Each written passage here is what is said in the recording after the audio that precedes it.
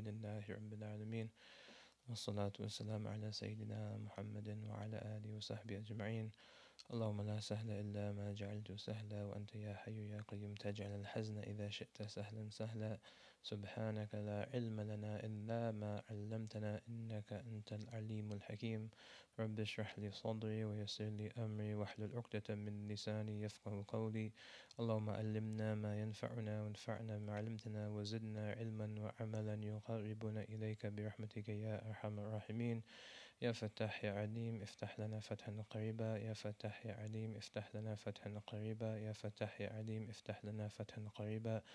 اللهم أغننا بالعلم وزينا بالحلم وأكرمنا بالتقوى وجملنا بالعافية يا أرحم الراحمين. نويت التعلم والتعليم والتذكر والتذكير والنفع والانتفاع والإفادة والاستفادة والحث على التمسك بكتاب الله وسنة رسوله والدعاء إلى الهدى والدلال على الخيرات ابتغاء وجه الله وقربه وثوابه سبحانه وتعالى.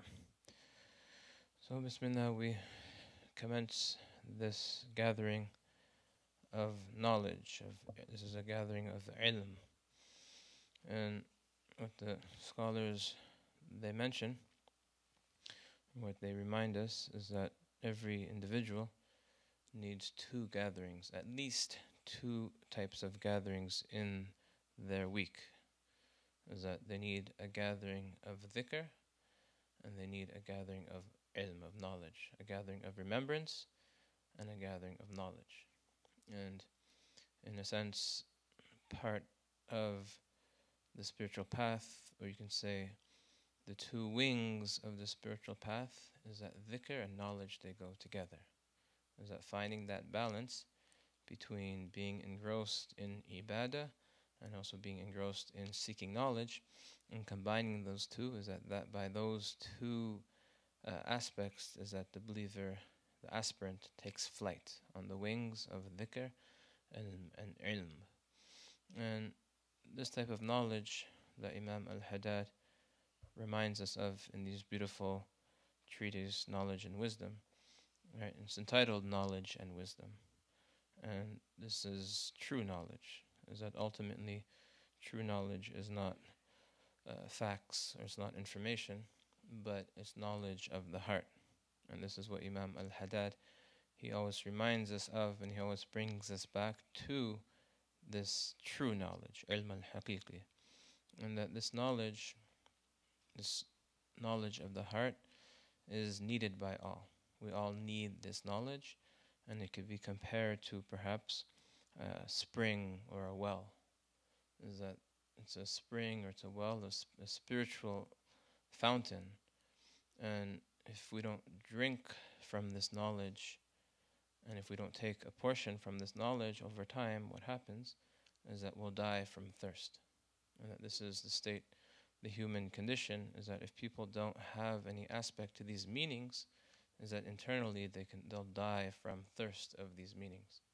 So the idea behind these weekly gatherings of knowledge is that we come to the source, we come to the spring, and this is the spring that gives life to the hearts.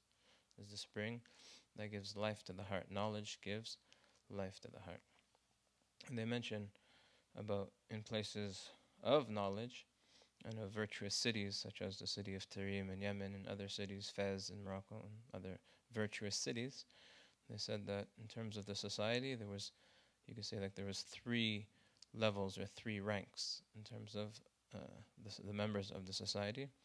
And that first is that they said that the highest rank were those who took the way of the kitab. In other words, they took the way of knowledge. In other words, they were the scholars and the preeminent learned ones from amongst that society. And those who were unable for whatever reason to take the path of the kitab of knowledge, kinaya for knowledge, is that they took the path of the mihrab. In other words, they took the path of worship. Right? So those who weren't able to devote themselves to the study of knowledge, is that they would devote themselves to worship, and they would be, abid. They would be abid. And those who weren't able to take the path of worship, they had whatever preoccupations that they had, and they had different things that they had to attend to, is that al-aqal, is that they never left the adab, is that they never left the etiquette, or they never left the mannerisms of Islam or of the deen. So these are the three paths, the paths of knowledge, mihrab, and then adab. And Imam al-Haddad in these books, he's reminding us of these adab that we always need to have, and this comportment that we always need to to be in the state. So also, Imam Haddad in another book, he talks about seeking knowledge, and I want to start this gathering with this reminder, or this counsel that Imam al-Haddad talks about in his book of counsels. And that he says, with regards to seeking knowledge, he says, I counsel you to avidly seek beneficial knowledge through studying, reading, reviewing, and researching. Do not allow laziness or boredom to cause you to stop seeking knowledge, nor the fear that you will not act upon it, for that is foolishness.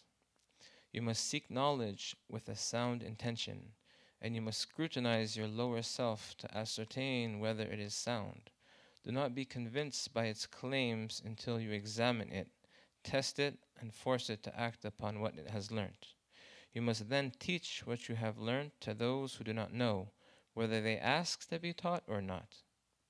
If the devil should say to you, do you teach others? Or if the devil should say to you, do not teach others until you become a scholar. So this is a common misunderstanding that people might have, that you can't teach, you can't share your knowledge if you're not a scholar, and this is ultimately from the shaitan. So what's the response? Then say, in regards to what I have learnt, I am knowledgeable about that. Therefore, it is obligatory for me to teach it to others. As for those things I do not know, it is obligatory for me to learn them. This is in regards to obligatory knowledge. In addition to this, learning and teaching supplementary knowledge is a great act of worship which brings one nearer to Allah, if one's intention is sound. In order for it to be sound, one must only teach seeking the countenance of Allah and the abode of the hereafter, and not for stature or wealth or anything else. And then he says here, and this is very beautiful. So he's talking about seeking knowledge, and then he returns it back to this type of knowledge, the knowledge of the heart. He says, you must regularly read and reflect upon the books of the masters of the spiritual path. You must regularly read and reflect upon the books of the masters of the spiritual path. For therein is guidance to the special knowledge of Allah, advice on rectifying your intentions so that all your actions are performed solely for Allah, refinement of the soul, and other beneficial knowledge that leads one towards salvation and success. And he says, no one refrains from reading and studying these books except one whose insight is blinded and whose heart is darkened. And then Imam Haddad, it's amazing his clarity and the precision of his statements. And then he says, if you don't have enough time to undertake a general reading of these books, so if someone doesn't have time, then focus on the books of Imam al-Ghazali, for they are the most beneficial, comprehensive, and unique. And we can also obviously add to that, is that you could focus on the books of Imam al-Haddad, because they say that Imam al-Haddad, he summarized the Ihya, and he summarized the works of Imam al-Ghazali in his own compilations, especially al-Nasaih al-Diniya, the counsels of religion. So with that, Bismillah, we'll read the 26th chapter, which is entitled Assessing One's Spiritual State. And that ties into what Imam al-Haddad just said, is that assessing one's spiritual state has to do also with what he said, is that those who don't read these books, is that one of the consequences of that is that they won't be conscious of their spiritual state. Is that one of the benefits of these gatherings, one of the benefits of reading these books, whether we're doing it privately or whether we're doing it in public with each other, is that it enables us to think about these matters, to think about our own heart, to think about our own spirituality, to think about our own progress and where we are with relation to all these various meanings. So Bismillah. Bismillahir Rahmanir Rahim. Alhamdulillahi Rabbil Alameen. Wassalatu wassalamu ala Sayyidina Muhammad wa alihi. This is chapter 26. Should a person wish to know whether in religious terms he is improving and ascending or diminishing and descending, he should look at how his state and conduct had been in the month that had just gone by or the year that had just ended. Tamam. So, mashallah, Imam al-Haddad, he is very practical. And I think that's one of the things that distinguishes Imam al-Haddad amongst other things. But his advice is very practical. It's not theoretical or something that might be beyond the heads of most of us or many of us, but it's something that I think anyone can take from. And again, this specific book is Imam al-Haddad's reflections and his thoughts that came about to him by way of inspiration during his own teaching sessions and his own reminders and his own counsels. So he says here that should a person wish to know whether in religious terms, right, spiritually speaking, whether he's improving or ascending or diminishing or descending. So how do we know ascending or descending? So how do we know where we are in terms of our spiritual growth? That's the question. And that question is obligatory to ask. Is that this is fard ayn, to be cognizant and to be conscious of our own condition. And this is one of the hardest things to do, really, because it's not an easy thing to look in the mirror, spiritually speaking. Why? Because it's not easy to look at things that are not pleasant and to really face, quote unquote, the shadow. It's not an easy thing to do. But it's one of the most important things to do, because if we don't do this, then what does it lead to? It leads to delusion. It leads to delusion where we might think that we're something, but really we're something else. We might think that we're seekers, but maybe it's all about the nafs. Right? So it actually takes courage and bravery to to embark on the spiritual path, because you have to face your enemy, and your greatest enemy is obviously yourself. So that's the question that we always have to ask ourselves every day, is that what is our condition? And even in general, whatever aspect of our lives, we have to ask ourselves, what is our condition? We always have to know what is our condition, but specifically in religious terms, because obviously the greatest benefit and the greatest harm is with regards to the next life. So he gives a very, very practical way of assessing our states.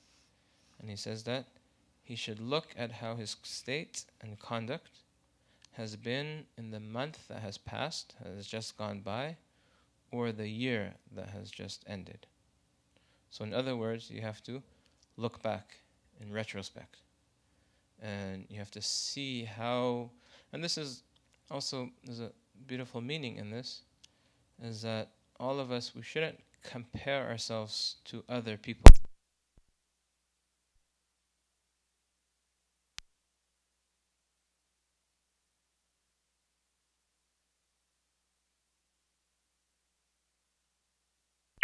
And a lot of times when we compare ourselves, a lot of times the reason why people are in a state of anxiety and a lot of anxiety is caused because we're always looking at other people. And we're always comparing ourselves, especially materially speaking, which is not a good idea, to other people.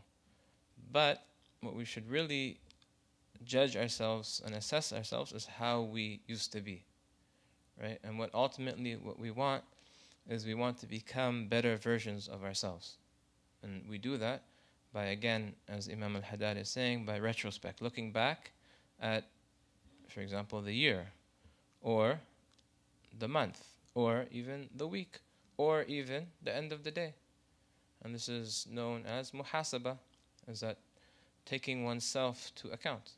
Is that even at the end of the day, we can reflect and we can see how we started our day and how we ended our day, and look at the difference between the two.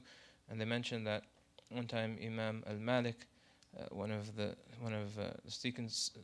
seekers of knowledge came to Imam Malik, and he said, I want to seek knowledge, and he said, I want to do this, and I want to learn this, and I want to learn this. And Imam Malik said that all of that is good. And then as this young man was departing, he said that, you know what's even better than that? Is that if you start the beginning of your day all the way to the end of your day in a good condition, in a good state, in a state of ibadah, in a state of worship, is that that's better than just seeking knowledge if it doesn't have any tangible fruit or any tangible benefit to it. And so then he says, then he explains and he clarifies what that means to compare oneself to the previous month or the previous year. And he says, if he finds that they were better in his estimation and superior to his present state and conduct, let him know that he is falling into degradation. Whereas, if he finds his present state and conduct better and superior to his previous ones, let him know that he is ascending and improving. No. So, one of the things that helps in retrospect, in looking back at our previous days, is keeping a journal. Is that some of the Salihin is that they would keep a journal, and that they would just write down, thoughts that came to them, or things, important events that happened during the day. And if you do this, is that this kind of captures who you are in those days. And if someone has a journal that they can go back to, even the way that they write, you'll see improvements even in the way that you write, or the things that you write about, or the ways that you thought, and all these subtleties that you won't have. So one of the things that is very beneficial in assessing our state, our spiritual state, is keeping a daily journal. Or it doesn't even have to be daily, maybe even weekly, just kind of writing something down and going back to that. And once you read and going back to that, and that will be beneficial. And another thing, or another practical piece of advice that we can take in improving ourselves, so journals for the past, and then also having a calendar, and knowing and designing the days that you would like to have. Right? So if you know what you're going to be doing tomorrow, and you know what you're supposed to be working on, and you know what's your priorities, is that will decrease a lot of the anxiety. Otherwise, so it has an aspect, so improving in general, it has three aspects, is that looking at our past, right, living in the present, and also looking towards the future and building the future. And that this is ultimately the balance that we want to achieve. A lot of times you hear people say, live in the present. That's true, but that's only one aspect of the balance. Is that you want to have, you want to understand how the past affects you. You want to have a healthy relationship with the past. And you want to assess yourself using the past, looking at yourself in the past. And also you want to build for the future. And you want to be able to take from the richness of the moment of the present. Right? And they say the example of that is like a river. Is that a river is beautiful and it's perfect. And you can't distinguish where it starts, where it is now, and where it's going to be in the future. It's just kind of all in uniform. It's like the perfect balance. So that having a journal is a practical point that we can take from Imam's teachings, and also having a calendar where we can schedule things that we know that we're going to. It's like a map, and that we'll know where we're located, and we'll know how we're moving forward. We'll know how to move forward. And so then he carries on, and he gives a hadith that is mentioned, that it's from it's not, and then he mentions a hadith that's mentioned from Ali ibn Abi Talib. So it says, it has been handed down that he who finds his day to resemble the day before he has been cheated, and he who finds his day to be worse than the day before is accursed. Right. So there's no neutral days. Is that you might think, okay, what's a bad day? And you think, oh, a bad day is a day that's worse than the day before that. But that's not what this tradition is saying. It's saying that if your days resemble each other, that's a bad day. If your day is worse than the previous day, then that's even worse than a bad day. Here it says it's accursed. And then he explains what accursed means. He says accursed here means remote from a particular and special accorded mercy. So it means that obviously you've been demoted, right? You're not progressing in that spiritual path. You're not bettering yourself. That is being more distant from that mercy that you could have acquired if you bettered yourself on that day. And again, one of the things that we can do to better ourselves is very small practical habits. And that's why they mention that goals are not really that beneficial. Obviously, it's important to have certain goals and long-term goals and short-term goals. That's all important. But really, we shouldn't focus on goals. Rather, we should focus on habits and systems in achieving what we want to achieve. Right? So they asked one prolific author, where do you see yourself in 5 days, in 5 years? And he says that because he had the system, and because he's working towards the system which will ultimately lead to the goal, he said that I know that if I'm alive, that I'll be writing from this time to this period of time, that I'll be doing this work from this time. He knew exactly what he had a plan, he had that system that would ultimately lead to the goal. But a lot of times we have goals, and then they just kind of, like New Year's resolutions, they just kind of fall between the cracks.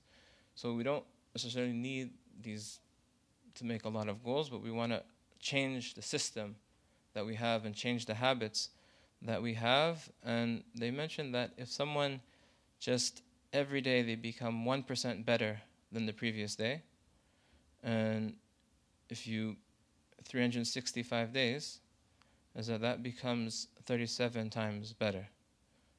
And then in 2 years, is that it becomes compounded, is that they become 1,400 times better, and that they improve 1,400. So it's compounded. If we just make an effort to just 1% better, we do something 1% better, is that becomes compounded. And they gave an example which was a really amazing, interesting example of how subtle differences or subtle habits can make a huge difference. And the example that they gave is that they said that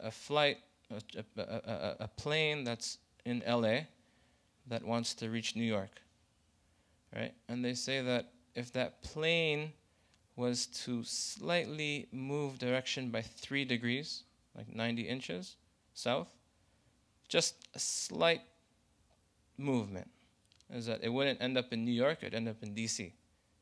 So it's just a slight, we might think that these things are insignificant, but just small, improving ourselves, small increments, 1% a day, right? Imagine what the state of our salah would be if every single salah we improved, we had hudur, we had presence, in just one moment of that salah.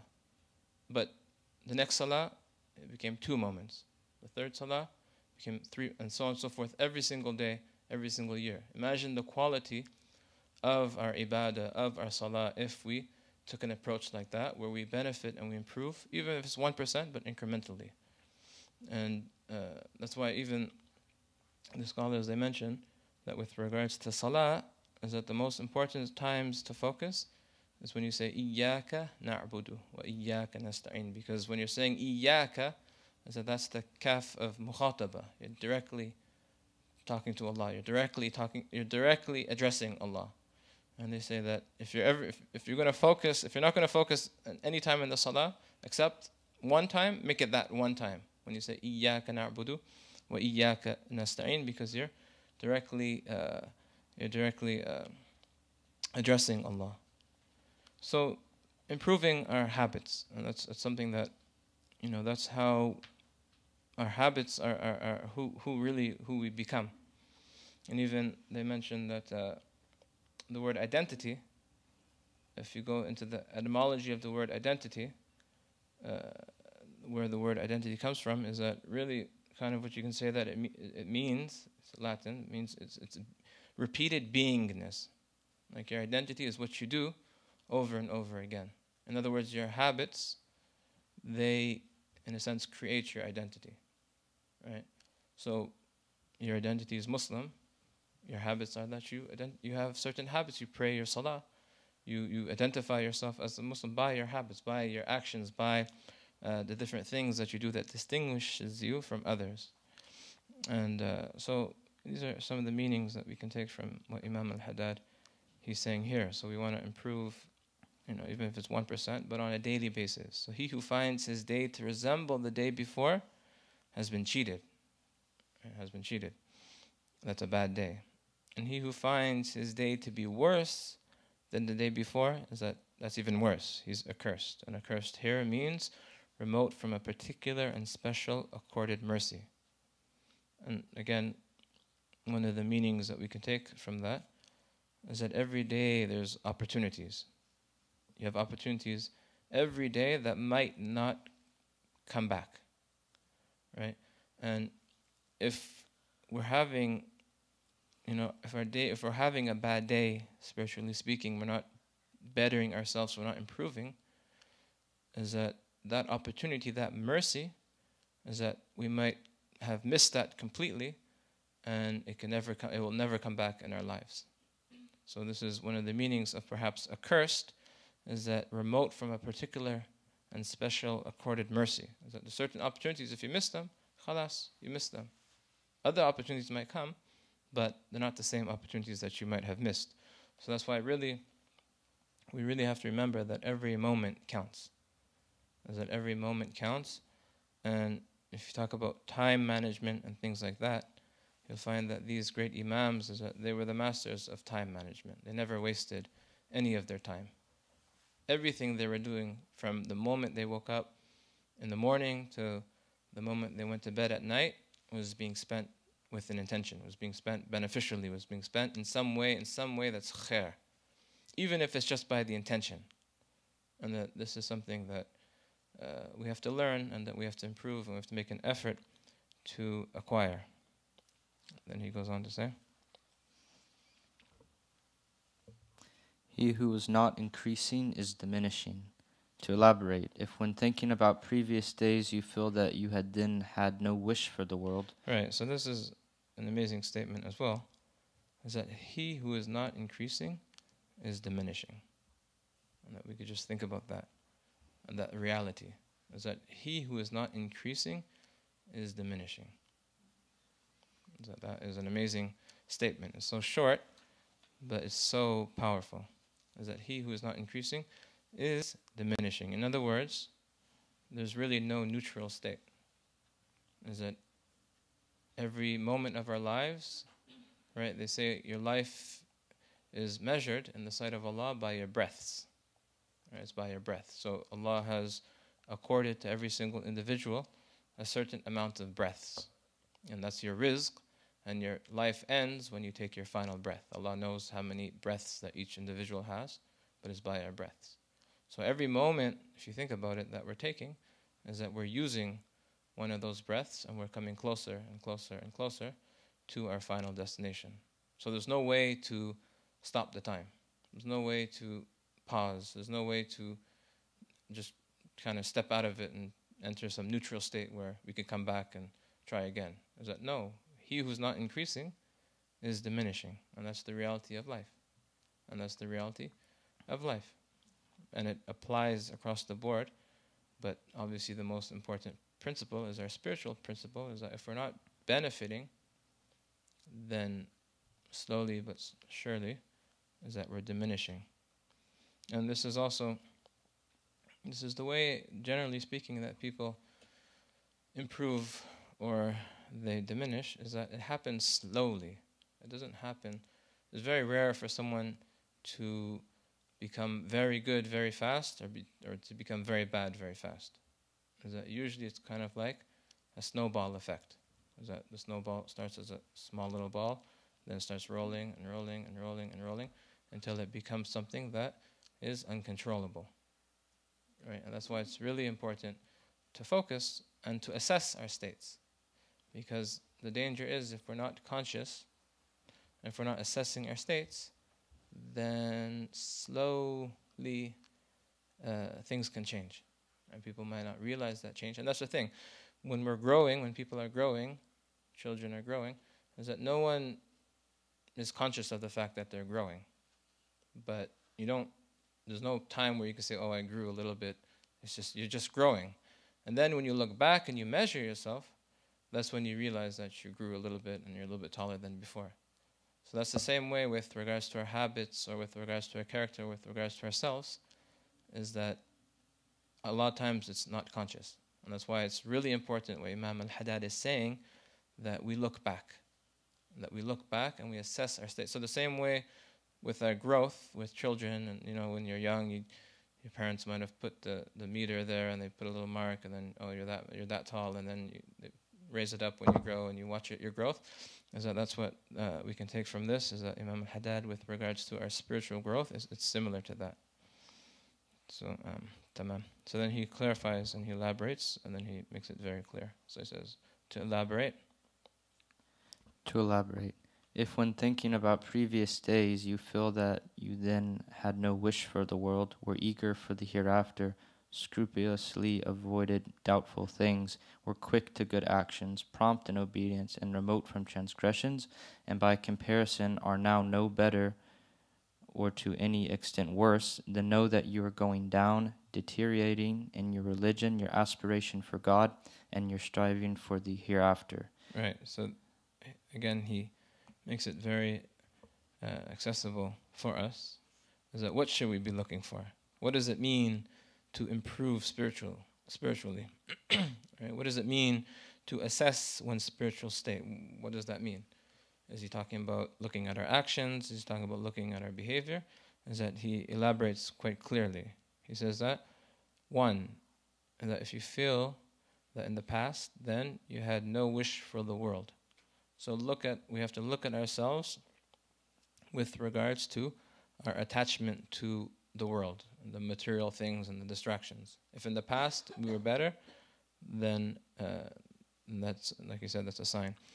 So one's attachments to the world, right? And then the opposite side of that is one's eagerness for the hereafter, right? And then a practical aspect is scrupulousness in avoiding doubtful things. So if in the past, right, we used to be more careful with what we eat, or we used to be more careful about certain matters, and we're not like that anymore, that's a bad sign. Also, the quickness to acts of goodness. How do we respond to acts of goodness? If in the past we were quicker to do good acts, but now we're not, then that's not a good sign. And they say one of the examples of quickness to acts of goodness is how you respond to the adhan. That's one of the manifestations of quickness to acts of goodness, is how you respond to the adhan. And that they say that responding to the adhan is that how you respond to the adhan in the dunya that's how you're going to respond to the call of Allah in the akhirah.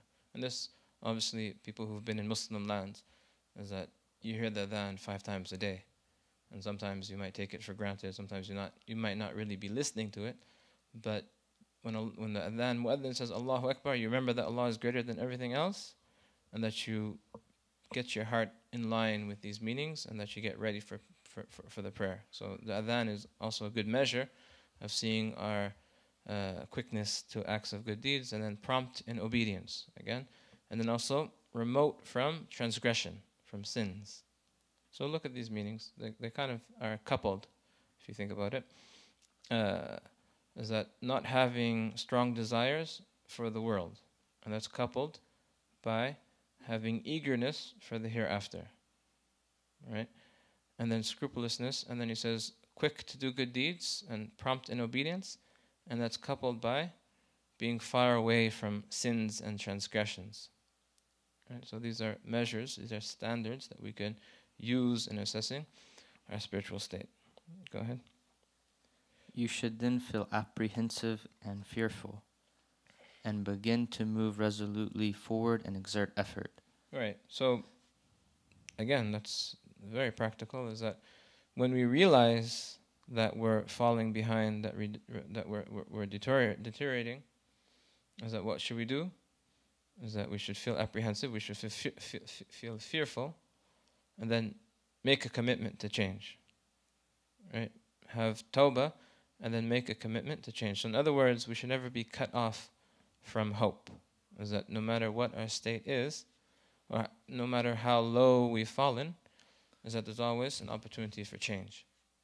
But that takes, one, again, the courage to face our true selves, and then it takes the strength to make that resolution, and it has to manifest by exerting effort. Tamam? Go ahead. If, on the other hand, you find that you have more aspiration and eagerness than before, then thank God the Exalted even more so. Remember His gifts and graciousness, and be ever attentive to them. You should never feel pleased with yourself. Right, and then that's the opposite, is that if you find that your affairs are better, and that you're progressing, and you're not going backwards, you're going forward, is that what's the opposite of that? Is that you should be more grateful, and also be ever attentive to the blessings. And that's why they mention in the verse of the Quran, it's one of the most, some of the scholars, they said that it's the most hope-inspiring verse, is that Allah says, ثُمَّ أَوْرَثْنَا الْكِتَابَ الَّذِينَ اصْطَفَيْنَا مِنْ عِبَادِنَا, is that then Allah has made to inherit the book from among the servants who He has chosen, who are selected. And then they break into three categories. Allah goes on to mention the three categories of these servants who are selected, who have been elected. And that the first one is فَمِنْهُمْ ظَالِمٌ بِنَفْسِهِ, is that among them are those who wrong themselves. Right? So there's those who wrong themselves, and then the second category is those who they're ambivalent. They're in between wronging themselves and progressing forward. Right? They're kind of in between that state. And then the last category mentioned is sabikum bil khairat, is out there outstripping in good deeds. But then the verse continues, bi'idhnihi, is that by Allah's permission. So that's reminding.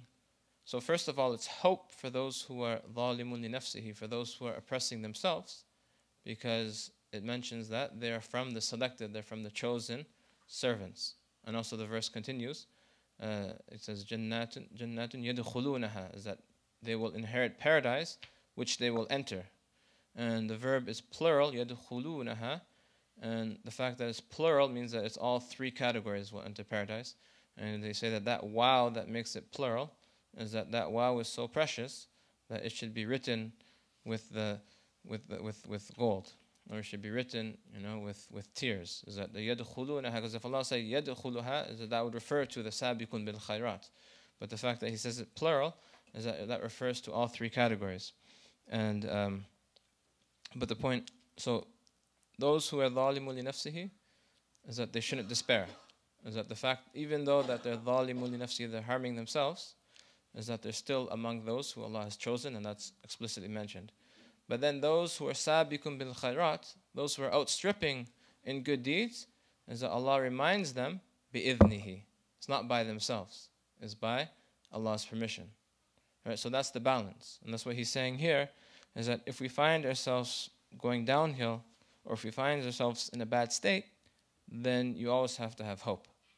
And then if we find ourselves that, alhamdulillah, we're improving and we see things that are for the better, then never forget that it's bi'idhnihi. Because otherwise, he says, you should never feel pleased with yourself. Go ahead. Nor think that it is due to your own ability and power. For as God the Exalted has said, had it not been for the favor of God upon you and His mercy, not one of you would have ever been purified. But God purifies whom He wills, and God is the hearing, the knowing. No. So, mashallah, these are really, really packed with just benefits and knowledge, but they need to be extracted by reflecting upon them and by putting them into practice, and to really appreciating these really remarkable, precious counsels of Imam al-Haddad. And then he goes on the next chapter of 27. So he says, attending to the requirements of this world and those of the next. Go ahead. Anyone who accords his worldly life and his life to come equal attention inwardly shows them the same degree of concentration and eagerness, and outwardly exhibits both an equal amount of effort and serious pursuit, is excessively foolish and unreservedly stupid. What then of anyone who gives more attention and effort to this worldly life? And what then of anyone who pays no attention at all? So Imam al-Haddad, he starts in a interesting way, we're putting things in perspective. He says basically, what do you think about someone who gives 50% to his material affairs, his worldly concerns, and 50% to his akhirah, right? And someone might think, oh, that's not too bad. He's putting effort into the akhirah. But then Imam al-Haddad, he completely destroys that notion, and he says that that's actually foolish and unreservedly stupid. So then, if that's the case for someone who's putting 50% equal attention to his worldly life, his material life, and he's putting equal percent to his akhirah, then what then of anyone who gives more attention and effort to his worldly life? And then what then of anyone who pays no attention at all, nor exerts any effort for his life to come? We ask God to guard us against this and all other afflictions and dangers, and to guard our loved ones and all Muslims. And Imam al-Haddad, they mention one of his nicknames was Haddad al-Qulub. Haddad literally means a blacksmith, and they say that he is the Haddad he's the blacksmith of the hearts. In other words, he'll pound the hearts and he'll bring these things that are hard, harsh realities, but the hope is that even though it's not so pleasurable to us, is that there's purification in this, in the way that he presents these things. And then he goes on to clarify this notion. Those who give their worldly life and their life to come equal attention deserve to be described as foolish and stupid, as stated above, because they do not differentiate between that which is better, more permanent, pure, and more spacious, and that which is lowly, ephemeral, torpid, disturbing, and narrow. They are thus similar or even stranger and more extraordinary than those who treat equally diamonds and dung, or pure gold and clay. Had the life to come nothing to its credit by perpetuity and freedom from flaws, these should suffice for it to be given superiority and priority. As one of our virtuous predecessors once said, may God have mercy on them, had the world been made of perishable gold and the hereafter of permanent clay, we should prefer permanent clay to perishable gold. What then when the reality is the reverse? Right, mashallah. And then our amazing statement. Had the world been made of perishable gold and the hereafter of permanent clay. So which one should we prefer? We should prefer permanent clay to perishable gold. So that any intelligent person would prefer what lasts over what is evanescent and ephemeral. And then what then when the reality is the reverse? The akhirah is permanent gold and the dunya is perishable clay. No. It is evident that those who prefer this world to the hereafter are doubt-ridden, suspicious people, while those who treat them equally are unintelligent fools. And only those who prefer the hereafter are intelligent, resolute believers. All blessings are God's. He bestows His favors upon whom He wills. Guidance is God's. He guides whom He wills. He is the wise, the knowing. Right, mashallah. And this is something that, as believers, we have to always keep this in mind, is that what distinguishes true believers from non-believers is that it's not necessarily acts of goodness, because people who don't believe, they might do the same acts of goodness, helping others and things like that. But one of the main distinguishers between those who believe and those who don't believe is that we believe in the akhirah. Right? And even in the beginning of the Quran, وَبِالْآخِرَةِ, when Allah talks about those who are guided, what does Allah say? Specifically, وَبِالْآخِرَةِ هُمْ يُوقِنُونَ, and that they have complete certainty in the akhirah.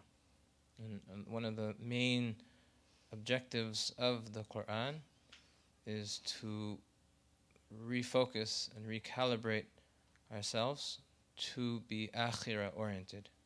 That we should, and the companions, again, if you look at one of the things that distinguished the companions, is that everything was for the akhirah. Everything was for the akhirah. That doesn't mean, obviously, that they didn't take care of their worldly needs. A lot of the companions were, farmers. The muhajirun were merchants, and the Ansar, the people of Medina, were for the most part farmers, and that they had occupations. Even Sayyidina Umar, he mentions that he made a pact with another companion, where he said that because we have our affairs that we have to take care of, is that you go, we'll alternate the days. So you spend a few days that I'll work on your behalf. You go to the Prophet ﷺ, you listen to what he says, you come back at night, you tell me everything that he said, and then we'll alternate the days and I'll go. So he even made a pact like that. So it doesn't mean, obviously, none of this means that we don't attend to our worldly affairs. But the whole point of this is that we be akhirah oriented. And this is the essence of being Muslim, is thinking and being akhirah oriented. And one of the stories, and this is, if you look at the companions again, this is what you'll see as a salient quality of the companions, is that they lived in the dunya, but at the same time their eyes and their focus was on the akhirah. One time, Sayyidina Abu Bakr as-Siddiq, he had a plot of land, and somebody had a plot of land, one of the other companions had a plot of land next to him, and there was a little bit of a dispute about the borders of whose land it was. There was a little bit of a dispute. And Sayyidina Abu Bakr as-Siddiq, it became a heated dispute, and he actually said something that he actually said something that wasn't polite. Out of anger, he said it to this individual. And when he said that, he said, he got offended. He was taken aback. He wasn't expecting this, that Abu Bakr as-Siddiq said that to him. And then right away when Abu Bakr as-Siddiq said that, he said to him, Abu Bakr said to the person that he said, say it back to me. And he said that, I'm not going to say it back to you. I'm not going to say it back to you. Why would you tell me to say it? And he said, no, say it. He said, say it back to me. He said, no, I'm not going to say it back to you. And then Abu Bakr as-Siddiq, he said that, if you don't say it back to me, I'm going to go to the Prophet ﷺ and I'm going to complain about you. So now this companion, he doesn't know what to do. Abu Bakr as-Siddiq is the one who said it in the first place, and then Abu Bakr as-Siddiq says, I'm going to go complain to the Prophet about you. What do I do? And then some of his people, of his tribe or his friends, they're saying no, you should go, and you should go tell the Prophet, you should go complain to Abu Bakr as-Siddiq. And he knew who Abu Bakr as-Siddiq was, so he said, no way, I'll never do that. So then he goes to the Prophet ﷺ, and he finds Abu Bakr as-Siddiq there, and Abu Bakr as-Siddiq, he tells him what happened. And then the Prophet ﷺ, he turns to Abu Bakr as-Siddiq, he said, why did you do that? Why did you tell him to say those words back to you? And then Abu Bakr as-Siddiq explains, he says that now that I've said those harsh words to him, is that he will have the upper hand, or he will have an advantage against me in the akhirah, is that I will be taken to task with those words that I said. So I wanted him to say them back to me, so that we'll be even, we'll be equal, so that I won't be taken to task in the akhirah. So this was his mind frame. This is the way, even just a few words that he said, is that he was looking towards the akhirah. And then the Prophet ﷺ, as always, he resolves the problems that everyone has. And he says that, Abu Bakr as-Siddiq, may Allah have mercy on you. All you had to say was ask him for forgiveness. May Allah forgive you. Or may Allah, it's all you had. You didn't have to make him say those words. Just ask him for forgiveness. And then Abu Bakr as-Siddiq, he turns to the man and he says, do you forgive me? And then the other companion said that I forgave you right after you said those words. I forgave you a long time ago. And then that was the end of the incident. But the point is that the companions, they always had their focus on the akhirah. And again, going back to assessing our spiritual states, is that he mentions if we really want to assess our spiritual states, is that how are we with regards to the akhirah? Is it really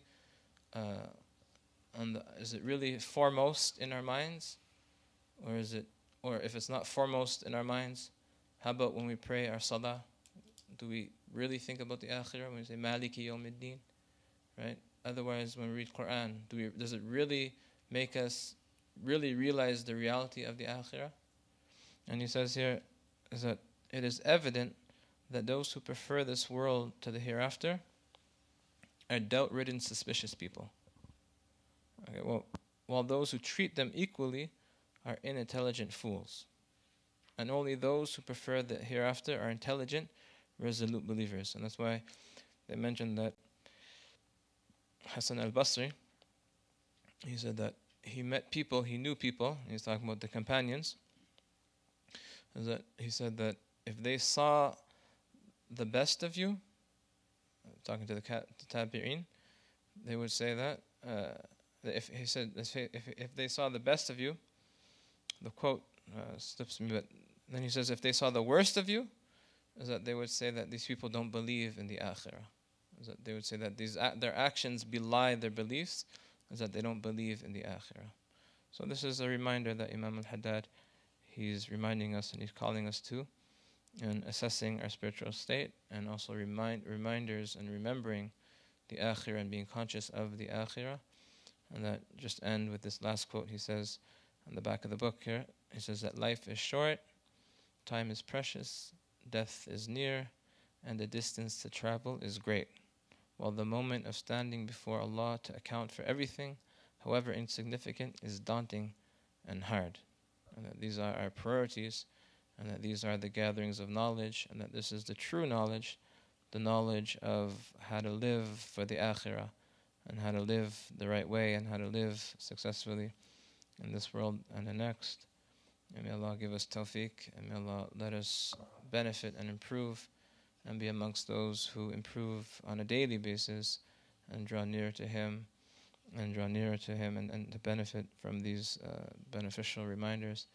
And may Allah give us tawfiq in all of that, and forgive our sins. Wa akhir da'wana, and alhamdulillahi rabbil alameen.